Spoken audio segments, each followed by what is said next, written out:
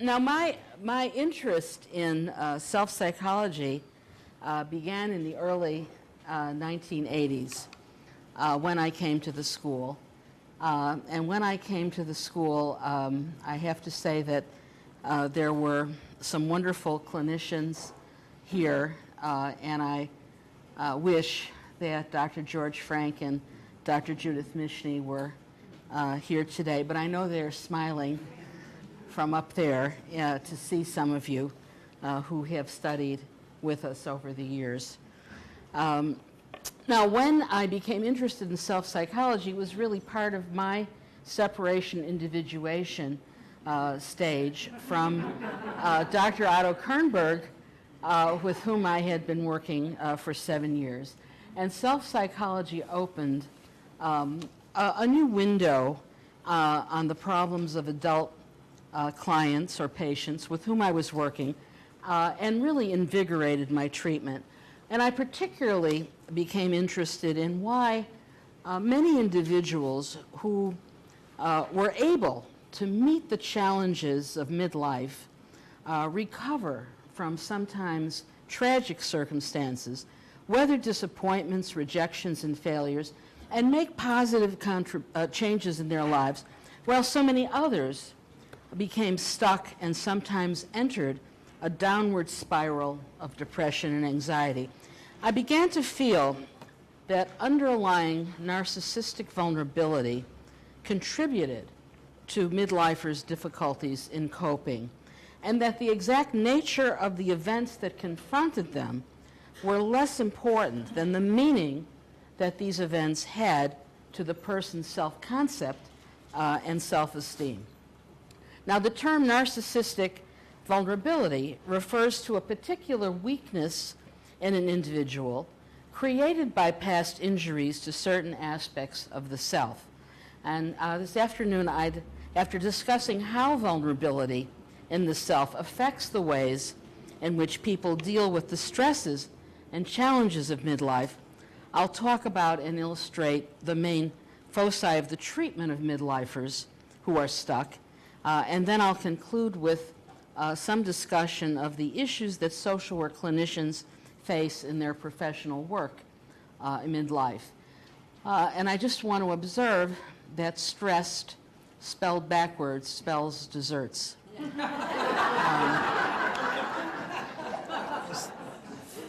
Apropos of nothing but just.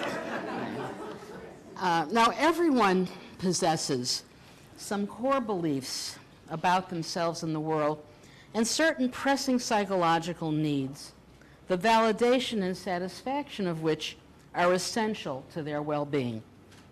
Sometimes these needs and beliefs are rigid, extreme, and unrealistic.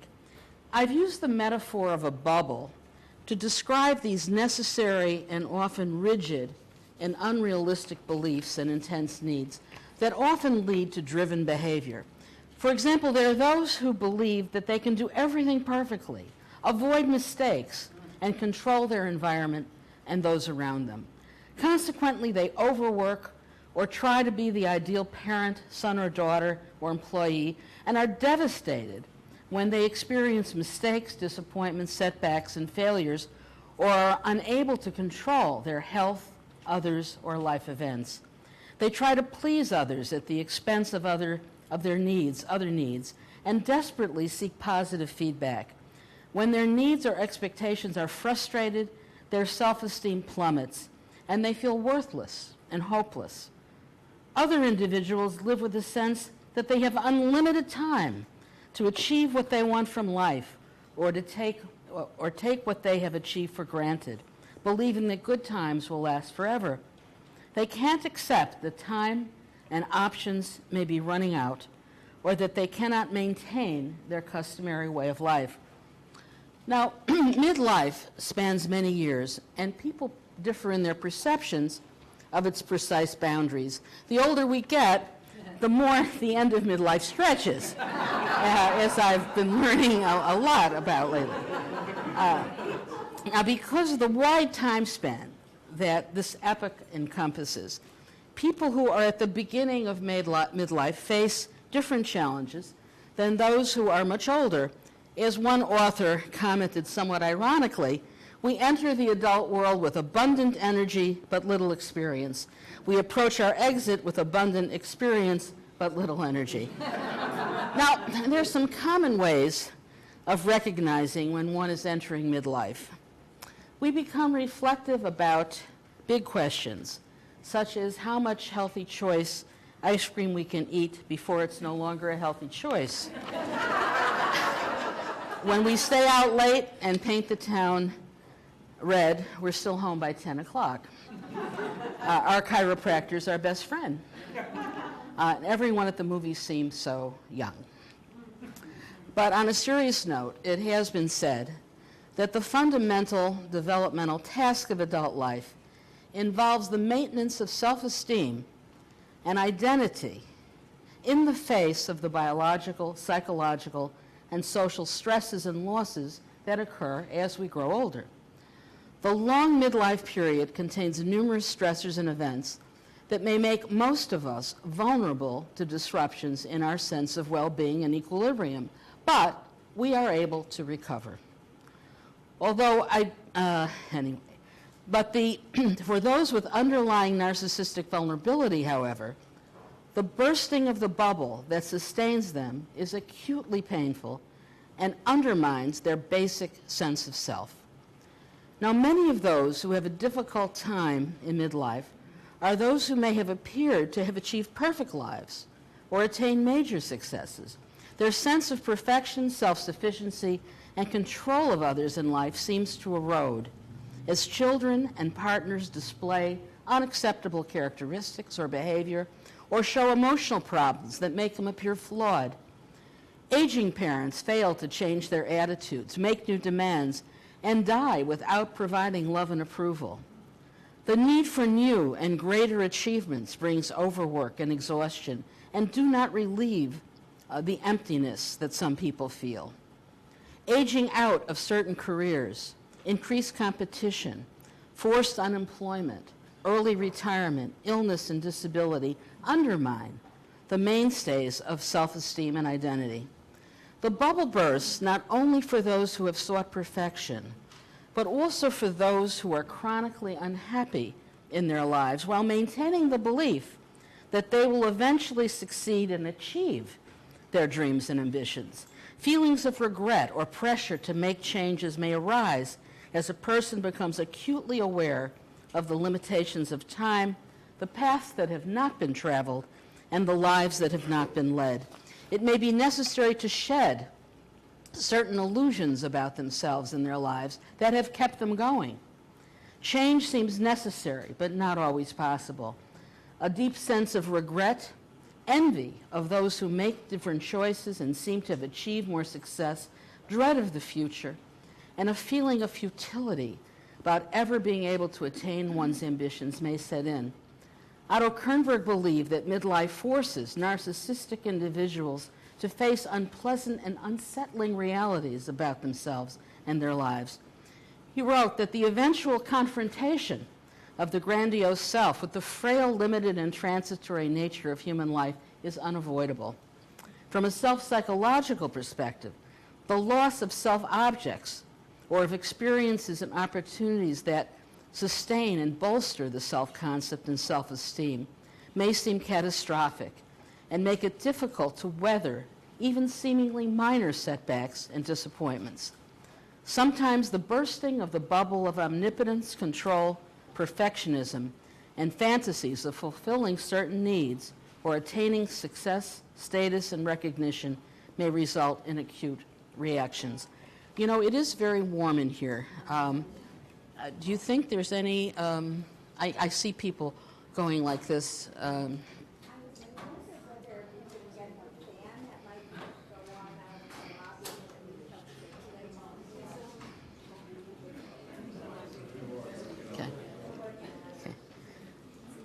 Now, the following common triggers can result in serious difficulties, and I think when I work with clients, I look for these triggers and to see if they are operating in someone's life.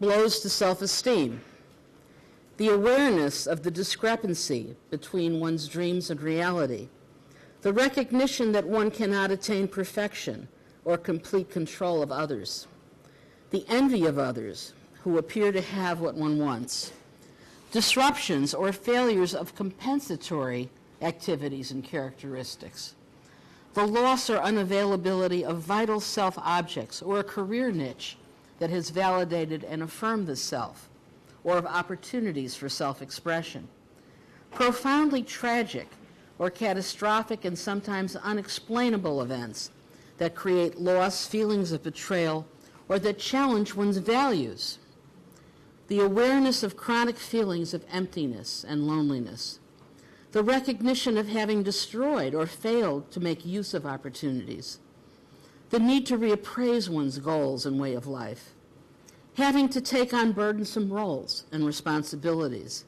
being unprepared for new roles and life changes, the understanding that one has contributed to the demise of or serious problems in relationships, the disappointment in or anger at others for failing to gratify one's needs or expectations, the fear of increasing dependency, and the awareness that one cannot change the past. Now, many of these triggers are present in 10 common midlife experiences that people have that often can be part of what lead people to seek help, although they don't have to be life events that really trigger the blows to the self. They can be quite minor events, that disappointments that may occur. Whether out of choice or circumstance, there are increasing numbers of midlife women who remain single because they never married or became involved in committed long-term relationships. Many of these women enjoy their autonomy and build satisfying relationships and support systems. Some even become single parents. Others experience feelings of loneliness, a lack of intimacy, a sense of rootlessness, and the lingering social stigma attached to being unmarried. Some develop more disabling emotional reactions when they face the reality that they may remain single and or childless. Now, whether or not midlife single women continue to try to find a life partner, it's necessary for them to readjust their self-concept, establish a new basis for their self-esteem, and develop a satisfying life structure. Troubling feelings and attitudes, however, may obstruct their ability to move on with their lives. It's not unusual for those single women who believe that marrying and having children was the most important measure of their success as a woman to experience their single status as a sign of failure, to feel like a loser. Others who always assumed they'd have it all, marriage, a career, children, experience a blow to their feelings of entitlement, competence, and a sense of fairness. Now, being married is not always a panacea. Raised to believe that they would have choices, some women feel trapped in a life that's filled with overwhelming pressures from carrying multiple roles from which they can't escape. Wanting to pursue both a career and a family life, many thought they'd be able to stop working, at least for a time, in order to be hands-on mothers. Imagined they'd have husbands who shared the responsibilities of child-rearing. They did not expect they'd be the major wage earner or have to continue to work full-time so as not to lose their place, to have the comfortable lifestyle afforded by two incomes, or because they were the major wage earners. In trying to conceive at a later age, many women discovered that they had fertility problems, frequently engaging in multiple grueling attempts at conception. When children arrive on the scene, even when husbands are supportive, women generally carry the burden of the child rearing along with their continuing work responsibilities, household help notwithstanding for those who can afford it. They often feel compelled to become superwomen, and because of perfectionist standards for their own performance, what they perceive as others' expectations of them, and financial necessity, they work themselves to the point of exhaustion, often feeling guilty, inadequate, disappointed, and resentful. Now, whether it's a symptom of serious difficulties that couples experience, or is best understood as an outgrowth of an individual's need for an outside relationship, The unfaithfulness of a spouse or life partner, when discovered, usually wreaks havoc for the couple. Some individuals seek treatment after having learned that a spouse has strayed, so to speak.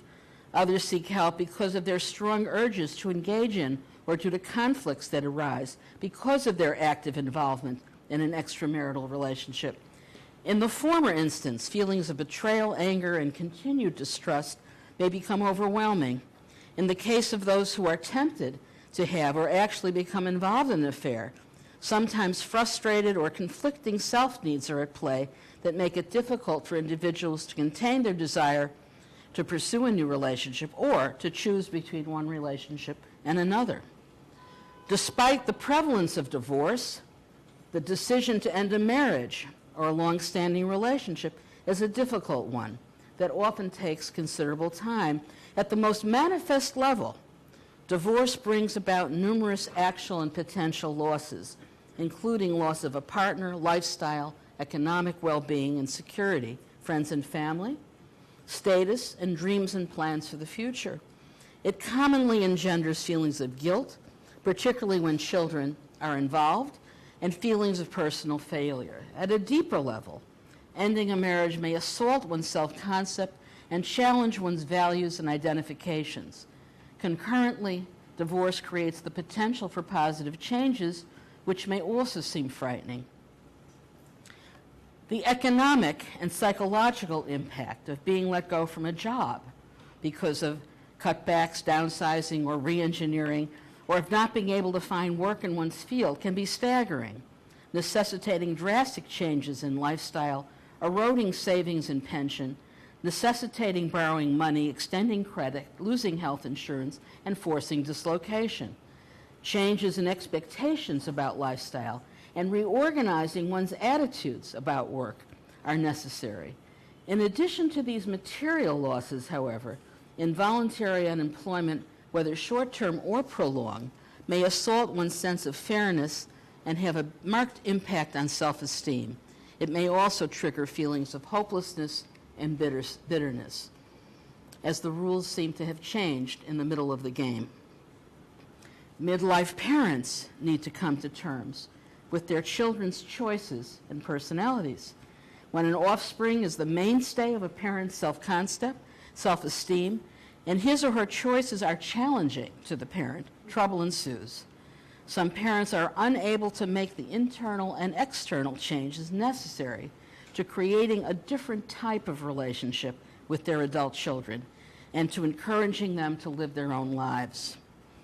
Assuming the role of caretaker to an elderly parent can impose serious burdens on any adult son or daughter, but can also have its rewards. Knowing that one's giving back to a loving parent whom one loves can make one feel good, even if the responsibilities are taxing.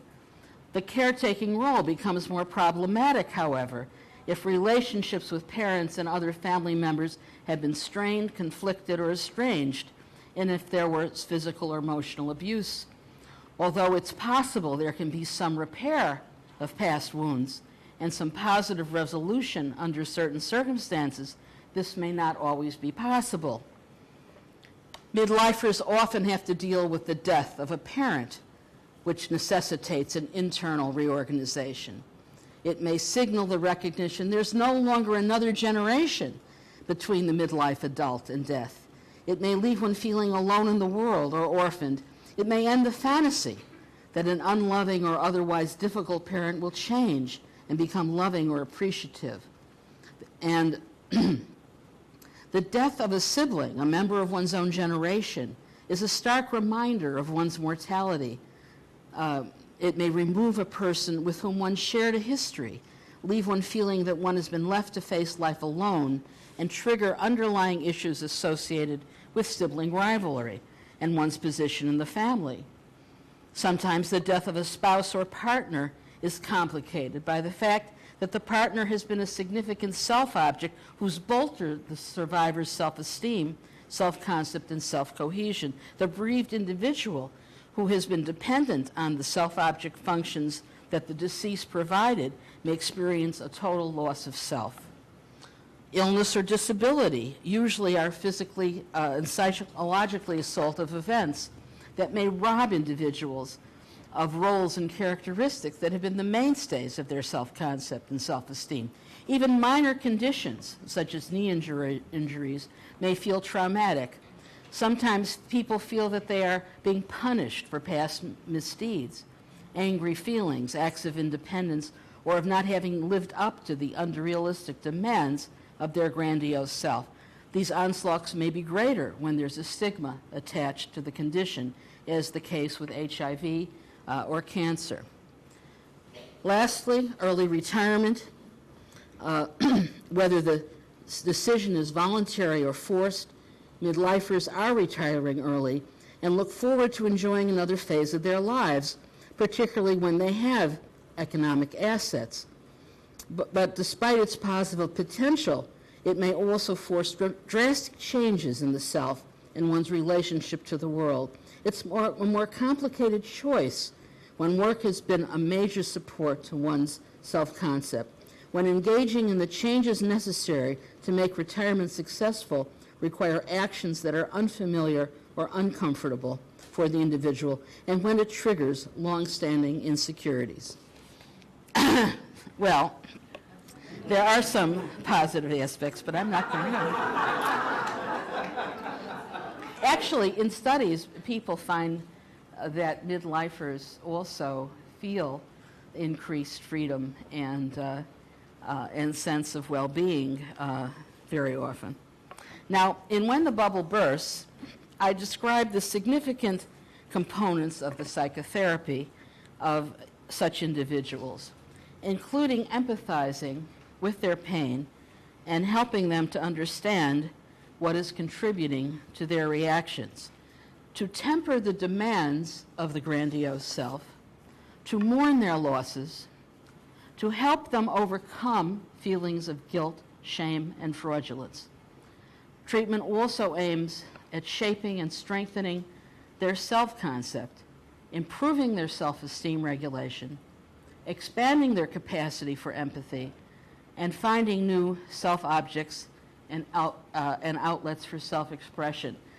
Now, I wasn't going to use this joke, but it does seem appropriate. I have used it before, but perhaps none of you have heard it. In terms of the issue of empathy not always being so easy, there was a psychiatrist who was working with a patient for 5 years and pronounced all of a sudden, he said, "Miss Jones, you must be thrilled and happy that you're doing so well." And she looked at him and said, "Doctor, I don't know what you're talking about. I feel terrible. I feel terrible. Don't you understand?" He said, "Well, I know I don't understand." He said, "When you came to me, you know, you were psychotic. You were delusional." She said, "Doctor, when I came to you, I thought I was Joan of Arc. Now I realize I'm nobody."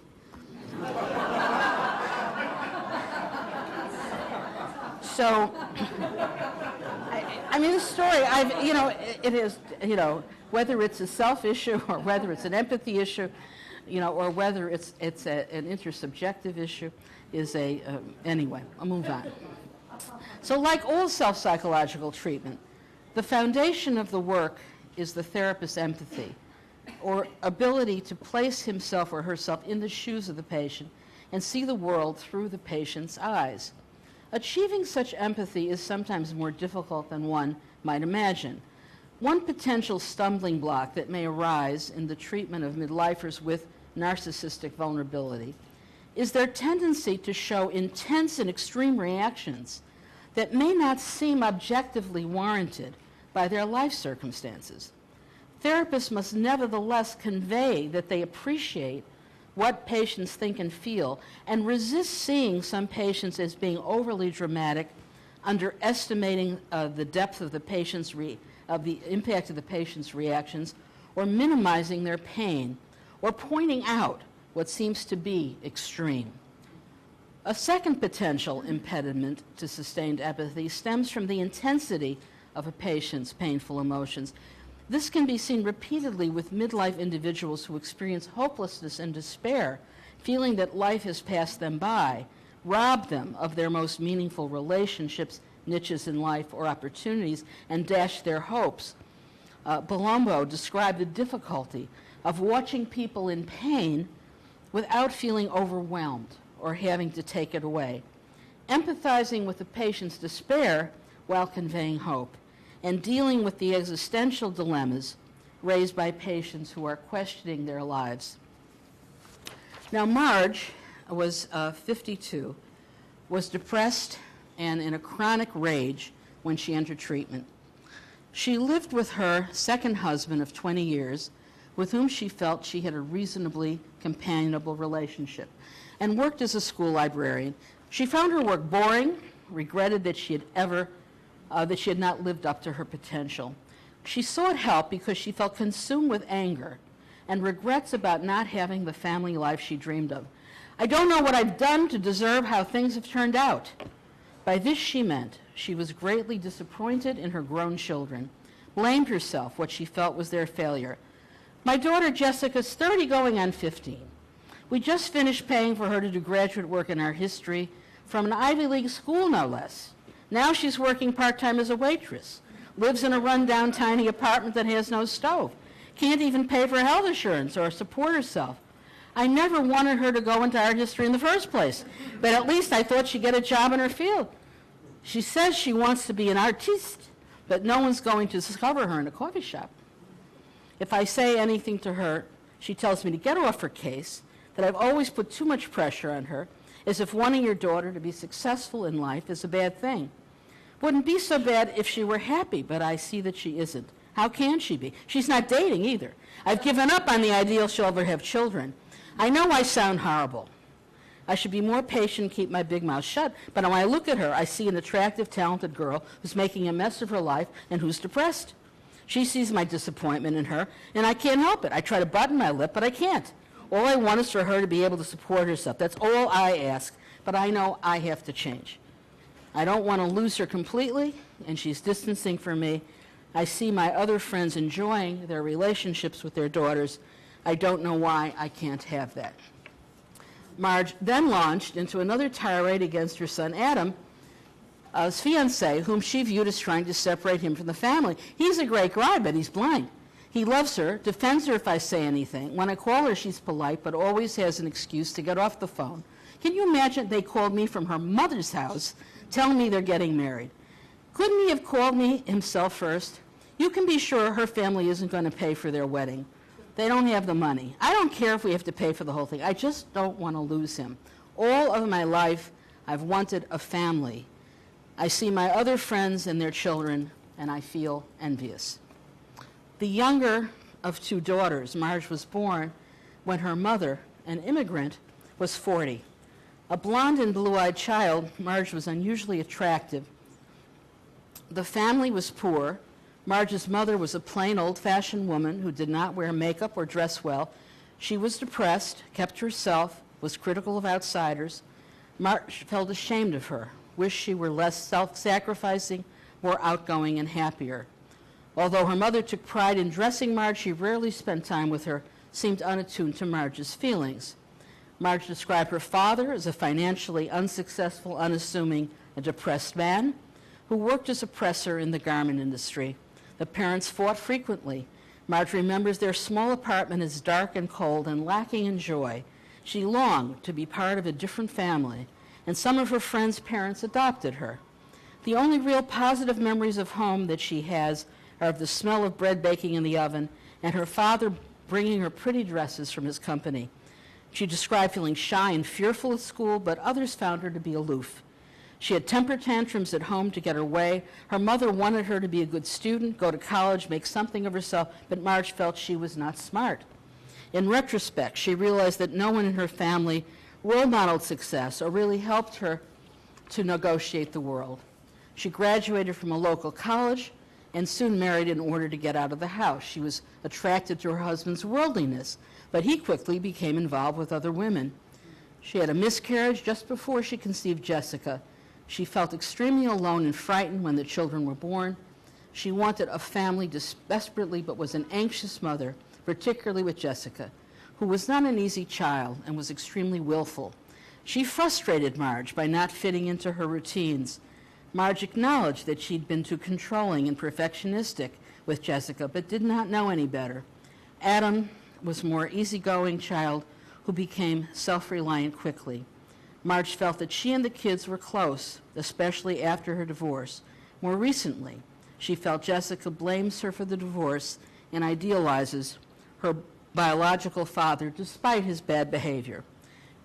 Although Marge's wishes for a close family were normal and understandable, it seemed likely that they reflected, in part, a need to repair her early emotional deprivation, feelings of aloneness, need for mirroring, and sense of inadequacy.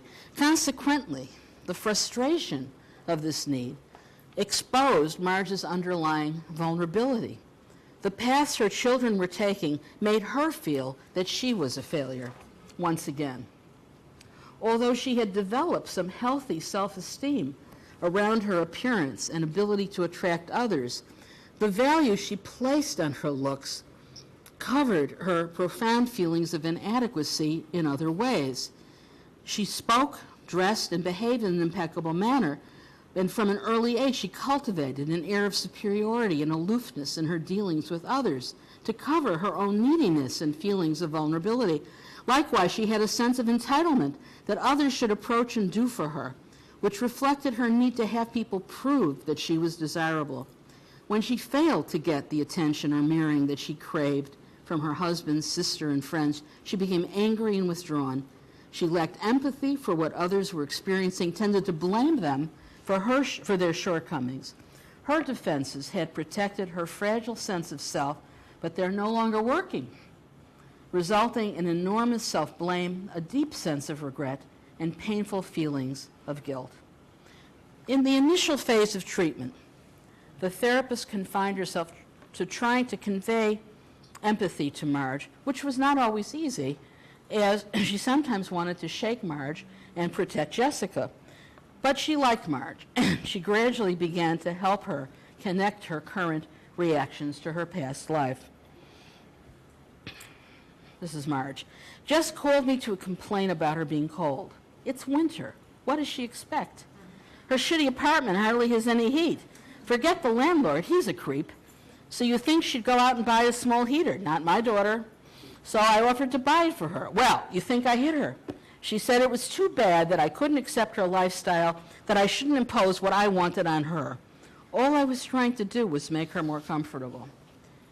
I can see why that upset you. It's very frustrating when she rejects your help and accuses you of trying to control her. You feel very unappreciated and blamed. What happened then? I got angry. I couldn't help it. I told her she just didn't get it. She said I screamed at her. I don't think I was screaming. I may have raised my voice. I was excited. She thinks I'm screaming if I disagree with her. She called her brother, told him I was abusive. Can you imagine? Then Adam called me, told me to cool it with her. He's always tries to be a peacekeeper. His taking her side must have really upset you. It did. I tried to tell him what had happened, and he just said, Mom, you know who she is. Stop trying to change her. You've tried so hard to give her the things and opportunities that you never had growing up. She's so ungrateful. I never had any of the advantages she's had. No, you didn't. Making sure that Jessica has had every opportunity to make something of herself has been a driving force in your life. Yes, but where's it gotten me? She's not even trying. I guess it seems that way. I suppose she does try in her own way, but I think she indulges herself and isn't realistic. She's barely supporting herself. She keeps telling me that she wants to do her own thing, but she's not beyond accepting money to help her out. In the next few months, the therapist tried to help Marge reflect on the link between her own childhood experiences and her current reactions. I'm so disappointed in both of my children. I think Adam will be all right, even though I don't like what he's doing, but Jessica's another matter. I just can't bear it. I can't seem to fix her. The more I try, the worse it gets. I wish I could stop feeling this way. It's true they're frustrating. You're right now. But ever thought that your own past experiences are contributing to why you feel so disappointed by and angry at her? Not really.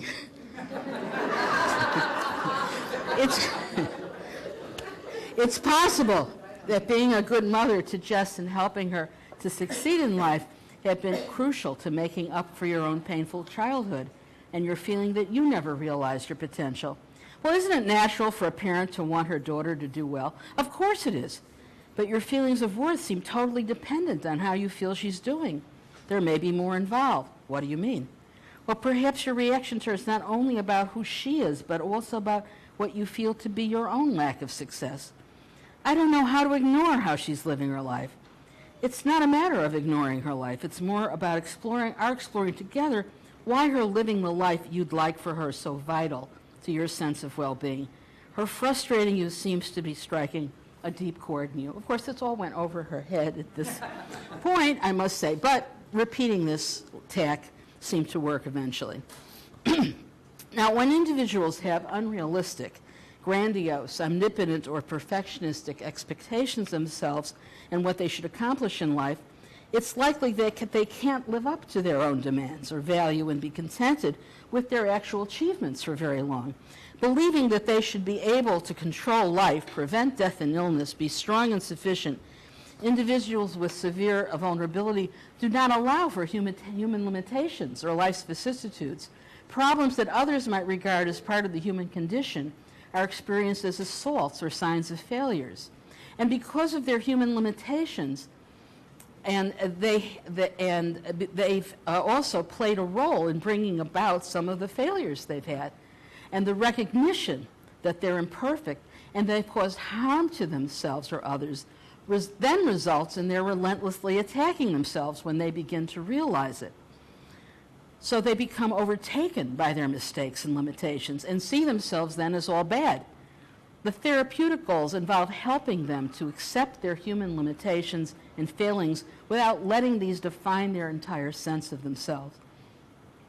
So in order to accomplish these tasks, you first have to help them identify their expectations of themselves and the origins of these expectations, and to begin to help them question the major assumptions they make about themselves, and to connect to different parts of their personalities, and to accept some of their human limitations and past mistakes, and to value their actual strengths and achievements, and to come to terms with what they can't achieve. And for the most part, it's important not to challenge their grandiosity or their unrealistic perceptions, but to comment on their expectations without seeming to judge them. Now, with Marge, she said at one time, "I don't hate my work. I'm just bored with it. I certainly can't talk about what I do with my friends. Who wants to hear about a librarian's day? I can just hear them leave the room if I start talking about the books I've cataloged." By the way, she had a sense of humor, and that was one of the things that helped me connect with her. You would like to have a more exciting and important job. I envy my friends who've done something with their lives. Sometimes it's difficult to be with them. I feel like such a dolt. I wanted to make something of myself that I could be proud of and that my mother would be able to brag about to her friends. She hated the fact that I got married right after I graduated from college, never pursued a career. It was very important to her that I make something of myself. She died before I went back to school, but she never would have been impressed with my becoming a librarian. What a waste of time and energy. You felt her expectations. What did she want you to do? She would have liked me to be a doctor or a lawyer. How was I supposed to do that? I don't think she had any idea of what it would take. But I don't think the exact profession matters so much as my excelling. She used to tell me I could do anything, but she never helped me do anything. Neither of my parents did. They were never interested in anything I actually did. After this interaction, the therapist commented on Marge's actual achievements. It took a lot for you to go back to school when your kids were young. I guess it did, but I should have taken more of a risk, tried something other than library school. I always loved to write when I was younger. I even won an award for a story I wrote. I wanted to be a journalist. What stopped you? I got married. What a mistake. Not the children, of course. When I went back to school, I thought I was too old to try to break into journalism. I think I just didn't have the confidence. I was a wimp. I'm still a wimp, and I'm lazy. I could try to write, but I don't. I'm never going to amount to anything. I think that's one of the reasons I don't try to make new friends. I want to be with successful women, but I envy them too much and feel too inadequate. You don't seem to place any value on what you've accomplished and keep measuring yourself against a very high standard. I could have attained more if I had tried. Using a line spoken by Marlon Brando in a film, I could have been a contender. You feel that you never realized your potential and disappointed your mother. It's sad, but it's sad that you don't give yourself credit for what you have been able to accomplish. In another session, Marge returned to her favorite subject, Jessica. She's just throwing her life away. I can't stand watching her. I can understand your feeling that way. You wanted more for her and for yourself. Yet Jessica seems to be feeling she's getting her life together. She's less depressed than she was a few months ago. She seems content with so little. She could be so much more. She says she can't stand being with me because she knows I don't accept where she is. She's right. Well, what if she were more successful? I think I would be both happier. I feel that I at least had been a really great mother, not wasted my life. But from what you're saying, it sounds like you feel your life's a failure if Jessica doesn't achieve the success you think you should have had. I wanted her to be different from me. You have a very high standard for yourselves. I guess I do feel that way. You think I'm putting too much on her? I think we need to explore why being a star is so vital to you. How much time do we have so I know what to do with the rest of this? Okay. I don't think we should cut it short. Okay. A few months later in treatment, the following dialogue occurred. I had a dream about my mother last night. Now, social workers aren't supposed to listen to dreams, but they can listen. They're not supposed to say anything. I've been out of sorts since I got up this morning. Mom was in the bedroom of the apartment I grew up in when I came in from school. I wanted to show her something, and she was sleeping, even though it was in the afternoon. I yelled at her to wake up, but she kept sleeping, so I went out to play. Later, she was making dinner. When I came into the kitchen, she screamed at me for spending time with my friends. I think she said something like, "You'll never make anything of yourself."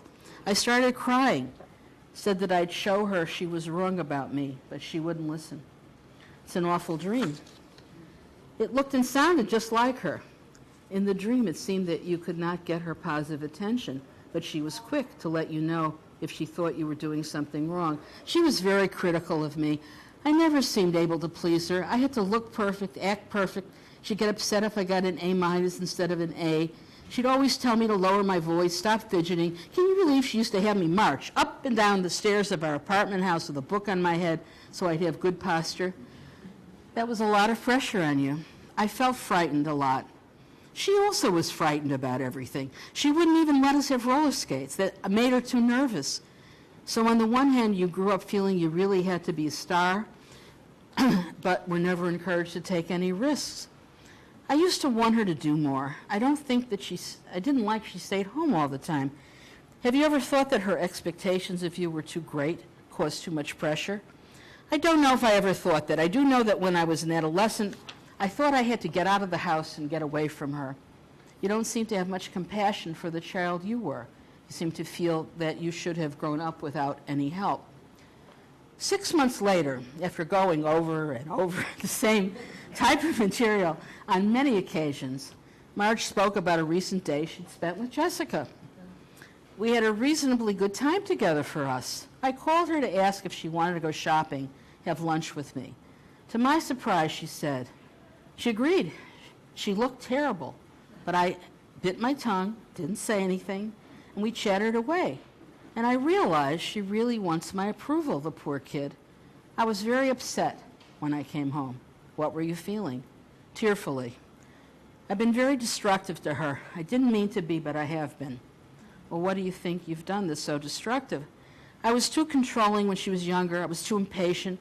Maybe I've not recognized her neediness and sensitivity to pressure. I thought she's so talented, but I didn't see all of her. No wonder she fights me. I've made it hard for her to be herself. I don't know if she'll ever forgive me. I didn't mean to hurt her. I wanted what was best for her. That's a heavy realization. I've been very destructive. I can see it now. I guess I've done the same thing to her my mother did to me. The weird thing is that I don't know if I can change. In fact, Marge did not change her behavior toward Jessica right away and went through a period in which she castigated herself for both her past and ongoing destructive impact. Now, facilitating mourning is another aspect of the treatment, and it's not just mourning of people, it's mourning of losses, values, illusions, and certain, the future that will not be, the past that wasn't, and it's often the failure to accept losses that blocks forward movement. Now, midway through Marge's treatment, she began to deal with what it meant to her if she were unable to repair her own sense of failure. I'm not going to call her.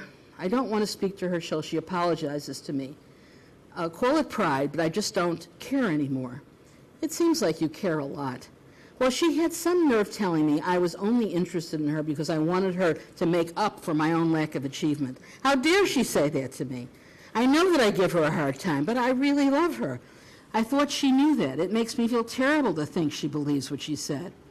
Well, I can see that you're not talking is causing you pain. What do you hope will happen if you don't speak to her? I imagine she'll call and tell me she loves me. She's sorry she said what she did, but she'll never call me to apologize. She's too stubborn like me. Well, we've spoken quite a bit about your feelings of failure, wish that Jessica would become a successful career person. Do you think that what she said to you stung so much because deep down you felt there's some truth in it? Not the part about you not loving her, but about your wanting her to make up for what you weren't able to do. Giving up on her is like giving up on your own dream for yourself. It's too late for me.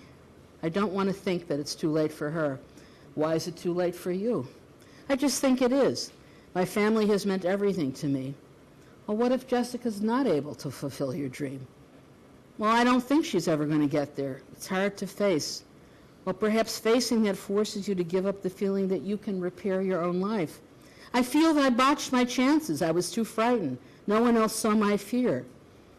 They thought I could do anything I wanted. But there was a lot you never had. In a very sad childhood. I feel I wasted my life.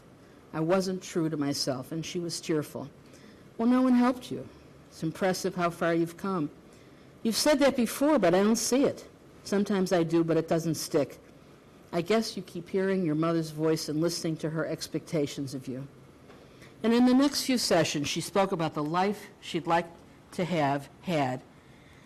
I used to imagine I'd walk into a room, people would talk about my accomplishments. I even thought that one of my books would be made into a movie, and I'd make a lot of money. It's stupid, isn't it? I don't think it's stupid at all. Most of us want to be recognized and appreciated. Your mother told you could be anything you wanted, but from everything you told me, it seems clear she wasn't able to help you to feel good about yourself. It's painful. When I remember what it was like in the apartment in which I grew up, I felt very alone. Everything seemed so lifeless. We never went anywhere.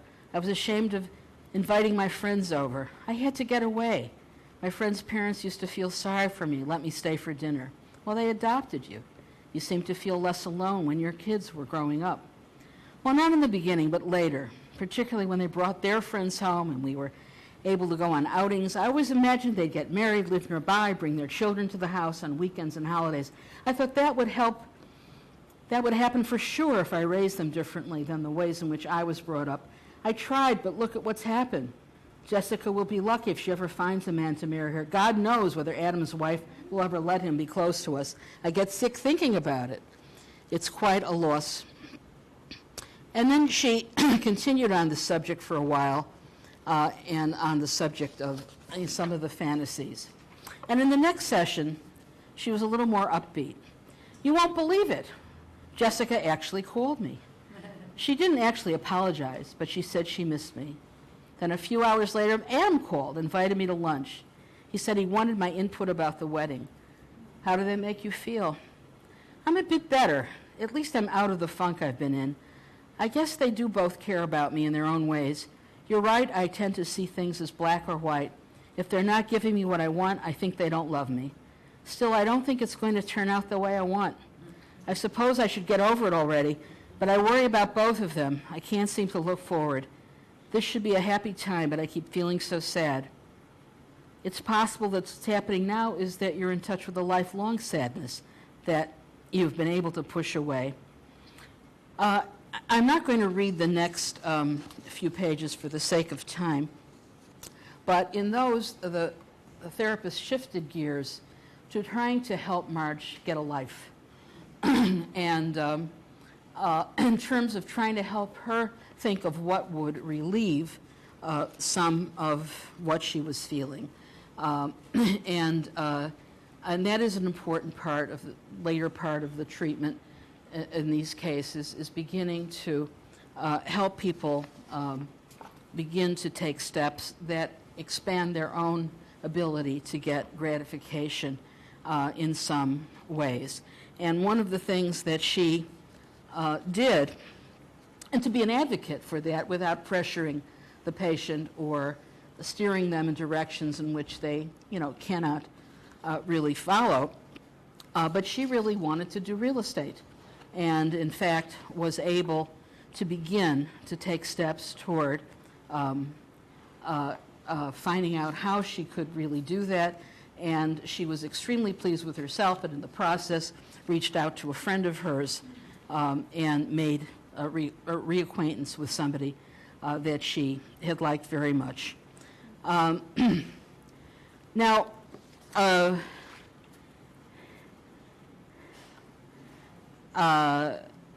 and she was really trying to be different with Jessica, and they did begin to actually have a better relationship. As Jessica seemed less frightened of being with her, they were able to have some good times that cemented their bond. Now, I want to talk for the last part of this with, and I'm sorry I can't look at this with you.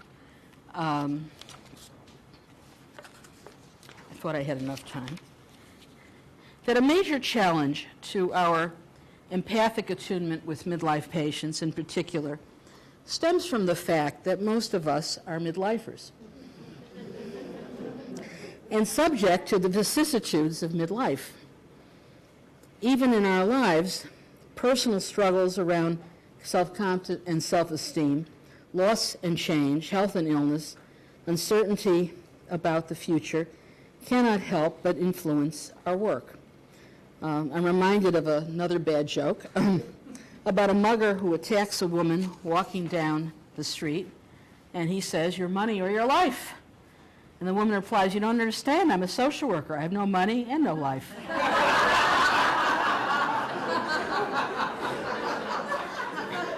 Now, I hope this is not true for you. Nevertheless, there is some truth to the fact that many of you are also underpaid and undervalued.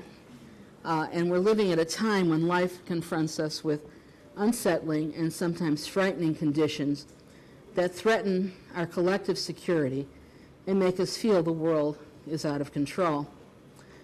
Now, major sources of stress for midlife therapists are their identification with and anxiety about patient struggles that are similar to their own, and difficulty relating to patients' problems that seem unfamiliar or alien.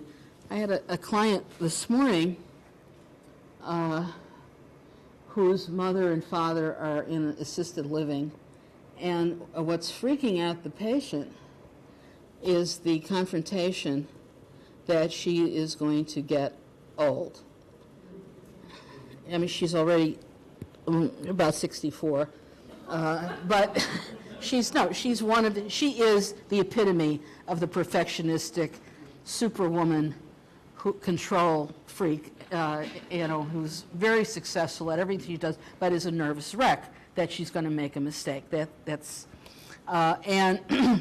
Anyway, she's in an anxiety state all the time because she is, every time visiting the parent is a reminder to her of, and the parents are doing pretty well, but she's not doing well. And I wrote up another case like this in something I presented where I talk about my own experiences with my mother, who's 93, and who just went 6 months ago into a home for the aged. But at the time I wrote that article, that hadn't happened. So and I've had many patients like the one I'm seeing today, and while I'm going through some similar, issues, and all I could say to my patient this morning, I said, let's call her Joan. I said, Joan, I said, we're all facing this, and it's a frightening prospect, and I can't make it better, but we have to find ways of, moving on with this, and how, and what it means to us, and the fact that we're not dying yet, and and anyway, we went on from there. But we had a moment of commiseration around the reality. So now sometimes you can do that, and it's advisable to do it, and sometimes you shouldn't do it. But but one of the issues that we're always confronting ourselves very often in work with people who are going through the vicissitudes of life as we're going through them simultaneously. So when people are so we want often to impose our own solutions, and that's a problem. So we may become impatient with the ways our patients are dealing with their lives and believe in the correctness of our own solutions. Our own needs for self-objects may be frustrated as we observe patients' unreal expectations of life or their cavalier treatment of others, and endure their feelings of entitlement and their rage and devaluation or rejection of what we have to offer, and they don't respond to us with applause and affirmation when we're feeling kind of low or demoralized professionally or personally. So when we're experiencing a loss of narcissistic supplies, we're more dependent on them and more vulnerable to working with some of their more difficult responses. Or as parents may have done earlier in patients' lives, we may burden the patients with performance expectations to bolster our professional self-esteem, or we may seek intimacy or power in the relationships, sometimes to seduce patients emotionally, only to frustrate and reject them. Some therapists violate sexual boundaries in this context. So the vulnerability that we all feel in midlife may also make us envious of some of our patients and live vicariously also through those who seem to have an exciting life. A complicated issue that also arises in treatment is helping them to make choices or changes when these changes create anxiety in us or go against our values and life choices. It's been suggested that therapists can only help patients go as far as they've gone themselves. Finally, it's a challenge for us to be emotionally present and to show empathy for difficult patients when they're dealing with the vagaries and assaults of managed care and a non-supportive professional environment. Now, obviously, ongoing supervision and our own treatment can help mitigate against some of the more prolonged empathic difficulties, but there's no simple solution or panacea because we keep encountering these things over and over in our work. Now, I've traversed midlife with my patients. In the course of my work, I encountered individuals whose backgrounds, life situations, and characteristic ways of coping were radically different than mine, and who sometimes taxed my empathic capacities. There also were many individuals whose life events and experience paralleled my own, fortunately not always at the same time. And although our similarities may have deepened my ability to grasp the nature of their plight, it also resulted in my having to confront unsettling feelings of various sorts and degrees of intensity about my own past, present, and future. And as I found myself questioning my own solutions to problems at times, the work also renewed old battles that I thought I had won or resolved. In many ways, I've learned from my patients, and I'm grateful to have shared their struggles. So I thank you for sharing this with me.